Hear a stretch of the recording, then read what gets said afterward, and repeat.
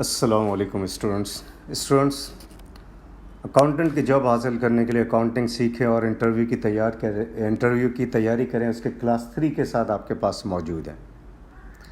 इस क्लास में इंशाल्लाह हम कुछ मज़ीद अकाउंटिंग सीखेंगे और इंटरव्यू के लिहाज से कौन कौन से और किस किस तरह के सवालात कंडक्ट किए जा सकते हैं उसको भी इंशाल्लाह सीखेंगे।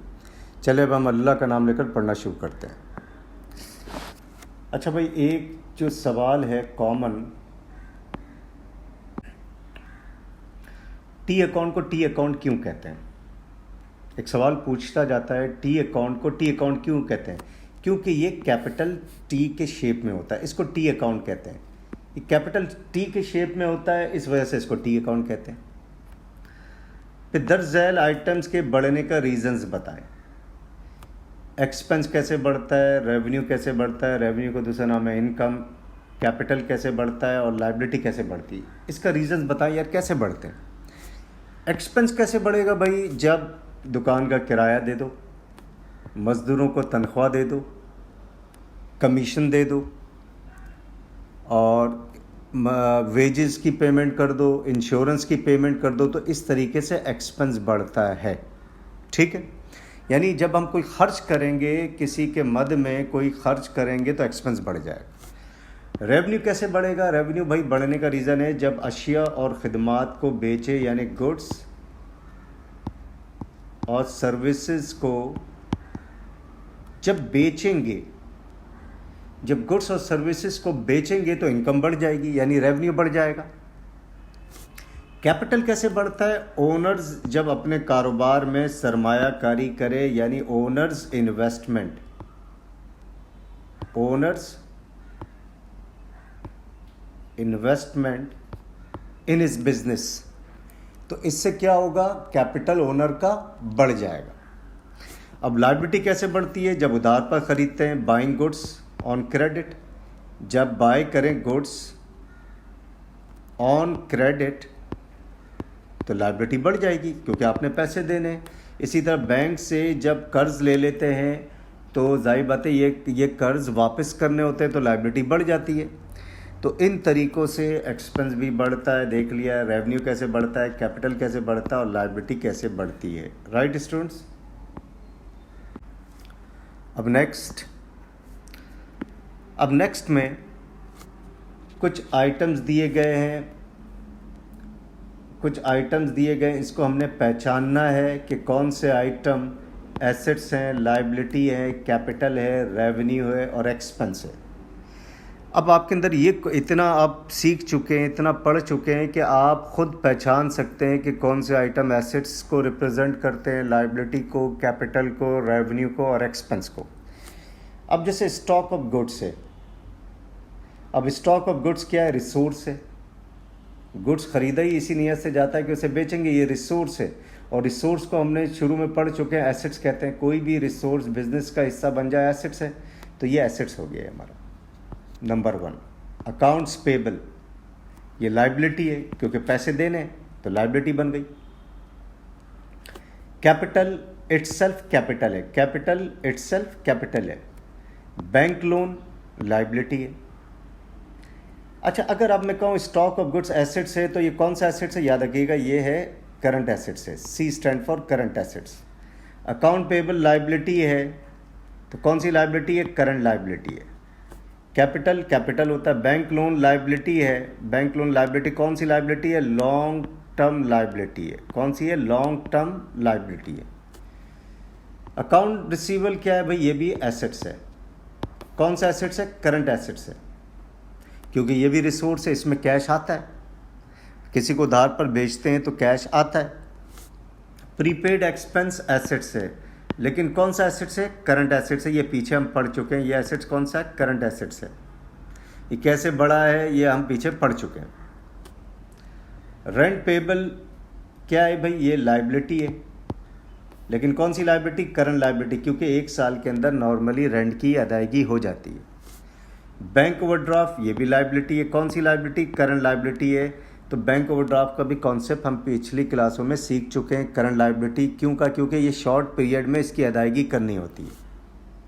रेंट पेड एक्सपेंस है। एक्सपेंस में कोई करंट और नॉन करंट और फिक्स का चक्कर नहीं है, एक्सपेंस एक्सपेंस होता है। रेंट रिसीव्ड इनकम है या रेवेन्यू है, एक ही चीज़ है। कैश एट बैंक एसेट्स है, कौन सा एसेट्स है? करंट एसेट्स है। मशीन एसेट्स है, कौन सा एसेट्स है? फिक्स एसेट्स है ये। Right students, next double entry system क्या होता है?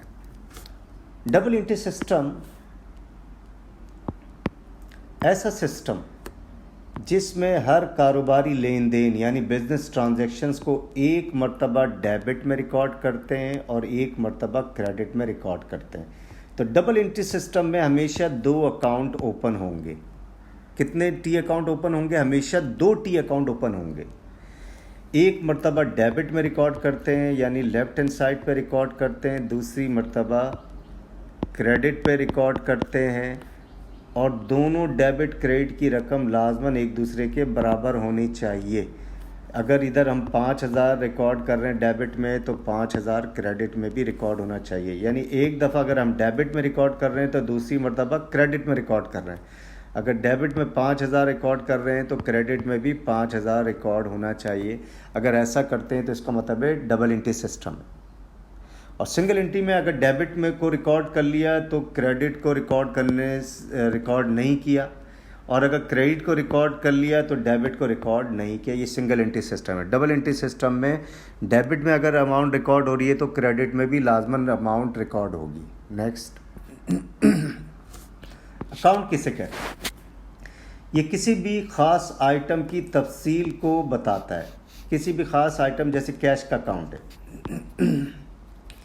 कैश आया डेबिट 10,000 आया, गया 7,000 क्रेडिट, 5,000 आया डेबिट, 2,000 गया क्रेडिट, तो कैश की सारी डिटेल्स कैश के अकाउंट में शो करेंगे। तो ये कैश के अकाउंट में कैश आ रहा है तो डेबिट जा रहा है तो कहीं, तो कैश के अकाउंट में सारी डिटेल्स किसकी आ रही है? कैश की आ रही है। अब इसी तरीके से एक जैसे अकाउंट बनाते हैं हम, जैसे फर्नीचर का अकाउंट बनाया हमने, तो ये स्पेसिफिक आइटम कौन सा है? फर्नीचर है। फर्नीचर जब खरीदेंगे डेबिट, जब बेचेंगे तो क्रेडिट। तो फर्नीचर के अकाउंट में सारी डिटेल्स किसकी आएगी? फर्नीचर से रिलेटेड आएगी। तो अकाउंट क्या करता है? किसी भी ख़ास आइटम की तफसील को जाहिर करता है। कैश के अकाउंट में कैश की डिटेल्स आ रही है और फर्नीचर के अकाउंट में फर्नीचर की डिटेल्स आ रही है। अकाउंट्स कितनी तरह के होते हैं? हमेशा याद रखिएगा 2 तरह के होते हैं। अकाउंट्स कितनी तरह के होते हैं? 2 तरह के होते हैं अकाउंट। एक पर्सनल अकाउंट होता है। पर्सनल अकाउंट वो अकाउंट होता है जो पर्सन से ताल्लुक़ रखते हैं, जो पर्सन से रिलेटेड अकाउंट्स होते हैं। Any account which is relating to person, relating to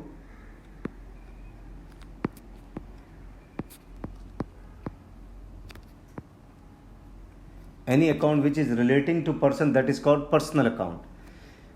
तो अब जैसे एक कस्टमर का अकाउंट है, जैसे एक कस्टमर है अली, एक सप्लायर है फा एंड सन्स,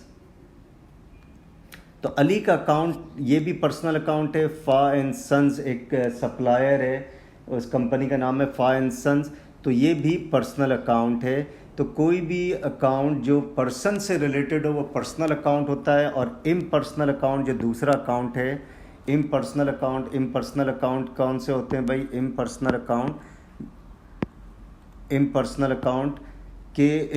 अकाउंट 2 होते हैं, एक रियल अकाउंट और एक नॉमिनल अकाउंट। जो पर्सन से रिलेटेड है वो पर्सनल अकाउंट हो गए, जो पर्सन से रिलेटेड नहीं होंगे तो वो इम्पर्सनल अकाउंट होते हैं। इम्पर्सनल अकाउंट कौन कौन से होते हैं? एक रियल अकाउंट होता है, एक नॉमिनल अकाउंट होता है। रियल अकाउंट क्या होता है? प्रॉपर्टी ऑफ ऑल काइंड्स, जैसे बिल्डिंग प्रॉपर्टी हो गई, मशीन ये प्रॉपर्टी हो गई, तो ये रियल अकाउंट कहलाते हैं। इसी तरह income account, discount received, sales, ये सारे इनकम अकाउंट हैं।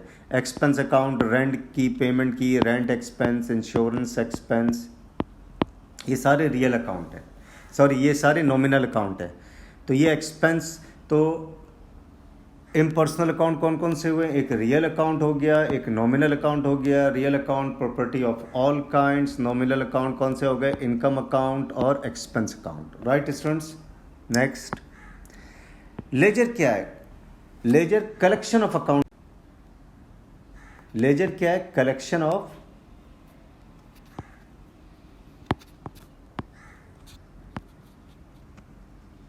अकाउंट्स का नाम है। अकाउंट्स के मजमूए के नाम को लेजर कहते हैं। जैसे एक अकाउंट हो गया, दूसरा अकाउंट हो गया, तीसरा अकाउंट हो गया, चौथा, तो ये 4 अकाउंट हो गए, 1 2 3 4। तो ये 4 अकाउंट्स मिलकर लेजर बनेंगे। ये 4 अकाउंट्स मिलकर क्या बनेंगे? लेजर बनेंगे, राइट। लेजर की टाइप्स कितनी हैं? 3 टाइप्स होते हैं, एक सेल्स लेजर, एक परचेज लेजर और एक जर्नल लेजर। सेल लेजर में हर इसमें कस्टमर का अलग अलग अकाउंट रिकॉर्ड करते हैं। तो देखें, एक कस्टमर हो गया, पहला कस्टमर असलम हो गया, दूसरा कस्टमर अली हो गया, तीसरा कस्टमर हो गया साजिद। तो हर कस्टमर का अलग अलग अकाउंट मेंटेन करना चाहते हैं तो आप सेल लेजर में मेंटेन करेंगे। इसी तरह परचेज लेजर, इसमें हर सप्लायर का अलग अलग अकाउंट मेंटेन करते हैं। एक सप्लायर हो गया अकाउंट पेबल अल्फ़ा ब्रदर्स, दूसरा हो गया बीटा एंड कंपनी, तीसरा हो गया फा एंड सन्स। तो अगर हर सप्लायर का अलग अलग अकाउंट मेंटेन करना चाहते हैं तो आप परचेज लेजर में मेंटेन करेंगे, ठीक है। एक जनरल लेजर क्या हो गया? इसमें कस्टमर और सप्लायर के अलावा सारे अकाउंट्स आते हैं। अब देखें, सेल ना कस्टमर का अकाउंट है ना सप्लायर का अकाउंट है, परचेज ना सप्लायर का अकाउंट है ना कस्टमर का अकाउंट है, डिस्काउंट अलाउड ना कस्टमर का नाम है ना सप्लायर का नाम है, सेल ना कस्टमर का नाम है ना सप्लायर का नाम है, परचेज ना कस्टमर का नाम। तो वो अकाउंट जो कस्टमर और सप्लायर्स के अलावा हों वो हमेशा जनरल लेजर में रिकॉर्ड किए जाएंगे। तो सेल्स अकाउंट, परचेज अकाउंट और डिस्काउंट अलाउड, ये सारे के सारे जनरल लेजर का हिस्सा बनेंगे। जब इसका प्रैक्टिकल करेंगे तो उस वक्त और क्लियर होगा। अब ये छोटे छोटे कॉन्सेप्ट्स आपने जहन में रखने हैं। नेक्स्ट, डेबिट और क्रेडिट के माने क्या है? डेबिट और क्रेडिट के माने याद रखिएगा, डेबिट के माने कुछ भी नहीं है लेफ्ट हैंड साइड, क्रेडिट के माने कुछ भी नहीं है राइट हैंड साइड। तो debit means left hand side, credit means right hand side. तो debit means nothing, it means only left hand side, credit means nothing, it means only right hand side. Next, accounting में जो चीज़ आए debit और जो चीज़ जाए credit, फिर ये क्यों कहते हैं? आपने देखा कोई क्वेश्चन, जो चीज़ आए डेबिट, जो चीज़ जाए क्रेडिट, फिर ये क्यों कहते हैं? ये concept property of all kinds यानी रियल अकाउंट की हद तक बिल्कुल सही है। हमने अकाउंट पढ़ा था, real account, nominal account. Real account क्या होता है? Property of all kinds. देखिए, हमने ये पढ़ा था, हमने ये देखें, रियल अकाउंट और nominal account, property of all kinds. तो इसको जहन में रखें स्टूडेंट्स। तो प्रॉपर्टी ऑफ ऑल काइंड्स की हद तक दुरुस्त है ये बात कि जो चीज़ आए डेबिट, जैसे मशीन आए डेबिट और मशीन जाए तो क्रेडिट। तो रियल अकाउंट की हद तक यानी प्रॉपर्टी ऑफ ऑल काइंड की हद तक ये कॉन्सेप्ट बिल्कुल सही है, जो चीज़ आए डेबिट, जो चीज़ आए क्रेडिट। नेक्स्ट, डेबिट और क्रेडिट का रूल्स एसेट्स के लिए, लायबिलिटी के लिए, कैपिटल के लिए, रेवेन्यू के लिए और एक्सपेंस के लिए क्या है? तो जवाब आपका क्या है? इसका जवाब ये है जनाब, एसेट्स और एक्सपेंस जब बढ़ेंगे तो डेबिट होंगे यानी लेफ्ट हैंड साइड पे रिकॉर्ड होंगे, यानी डेबिट पे रिकॉर्ड होंगे, और जब घटेंगे तो क्रेडिट में रिकॉर्ड होंगे यानी राइट हैंड साइड पे रिकॉर्ड होंगे। तो एसेट और एक्सपेंस बढ़ेंगे तो डेबिट, घटेंगे तो क्रेडिट।